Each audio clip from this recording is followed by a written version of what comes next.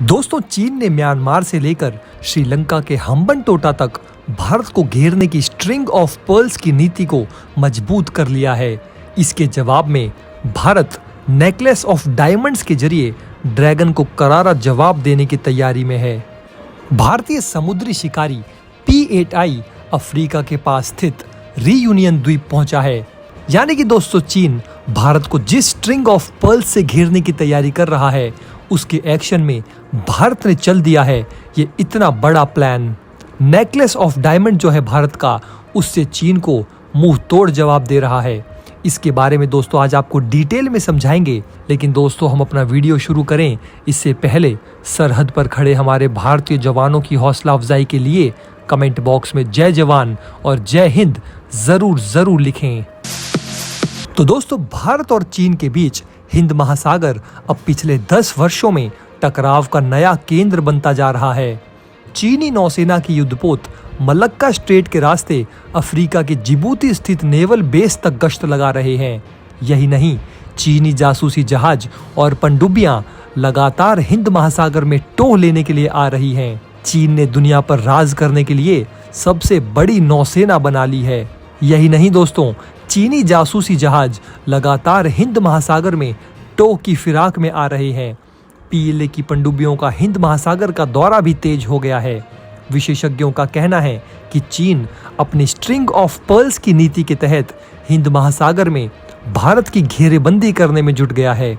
चीन को करारा जवाब देने के लिए अब भारत ने भी कमर कस ली है और फ्रांस तथा जापान के साथ मिलकर ड्रैगन के खिलाफ नेकलेस ऑफ डायमंड नीति को मजबूत करने में जुट गया है। इसी रणनीति के तहत भारत का समुद्री शिकारी P8I विमान फ्रांस के रीयूनियन द्वीप नेवल बेस पर उतरा है। वहीं जापान में भी भारतीय नौसेना के युद्धपोत पहुंचे हैं। भारतीय नौसेना ने तीसरी बार बेहद शक्तिशाली P8I निगरानी विमान को रीयूनियन द्वीप पर उतारा है।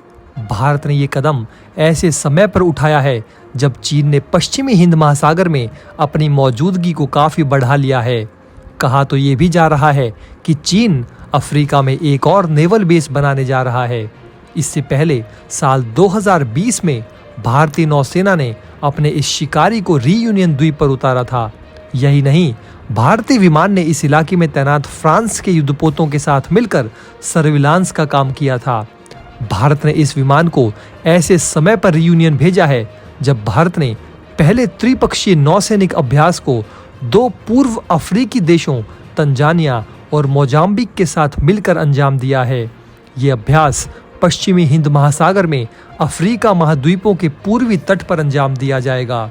भारत ने अपनी समुद्री सुरक्षा रणनीति के तहत मोजाम्बिक चैनल समेत दक्षिण पश्चिम हिंद महासागर, चीन के भारी भरकम निवेश वाले पूर्वी अफ्रीकी तट को बेहद अहम मानता है। विशेषज्ञों का मानना है कि ये अभ्यास हिंद महासागर में पूर्वी अफ्रीकी देशों और द्वीपीय देशों के साथ रक्षा संबंधों को मजबूत करने के प्रयासों का हिस्सा है। पिछले कुछ वर्षों में हिंद महासागर भारत और चीन के बीच टकराव का नया केंद्र बनता जा रहा है। भारत ने चीन की स्ट्रिंग ऑफ पर्ल्स नीति को मात देने के लिए नेकलेस ऑफ डायमंड नीति को मजबूत करना शुरू कर दिया है। हिंद महासागर दुनिया के लिए बहुत ही अहम है। दुनिया का 2/3 तेल, 1/3 सामान और विश्व के आधे कंटेनर इसी हिंद महासागर के रास्ते से होकर गुजरते हैं। यही वजह है कि भारत इस पूरे क्षेत्र में अपनी पहुंच को बढ़ा रहा है। भारत लक्षद्वीप में नेवल बेस बना रहा है। यही नहीं, भारत मॉरिशस समेत अफ्रीकी देशों के साथ साथ वियतनाम और जापान के साथ भी रिश्ते मजबूत कर रहा है। भारत लगातार जापान और अमेरिका की नौसेना के साथ प्रशांत महासागर में अभ्यास करता रहता है। चीन ने पिछले कुछ वर्षों में अफ्रीका के कम से कम 17 बंदरगाहों में निवेश किया है। इससे पश्चिमी हिंद महासागर में चीन की उपस्थिति बहुत ज्यादा बढ़ गई है। चीन ने साल 2017 में जिबूती में अपना पहला विदेशी सैन्य अड्डा बनाया था। विशेषज्ञों का कहना है कि इन जगहों का इस्तेमाल चीन अपने सैन्य उद्देश्यों की पूर्ति के लिए कर सकता है। चीनी नौसेना को इस इलाके में लंबे समय तक वो तैनात कर सकता है। आपको बता दें दोस्तों कि चीन ने साल 2008 में समुद्री लुटेरों के खिलाफ कार्रवाई के नाम पर अपने युद्धपोतों को हिंद महासागर के इस इलाके में भेजना शुरू किया था। साल 2013 में चीन ने अपनी परमाणु पनडुब्बी को इस इलाके में भेजकर अपने इरादे साफ कर दिए थे। अब चीन ने जिबूती में सबमरीन और एयरक्राफ्ट कैरियर को खड़ा करने की सुविधा बना रहा है। भारत खुद को हिंद महासागर में सुरक्षा देने वाला और मदद करने वाला देश मानता है। भारत ने इंडोनेशिया से लेकर मोजाम्बिक तक को मानवीय मदद दी है।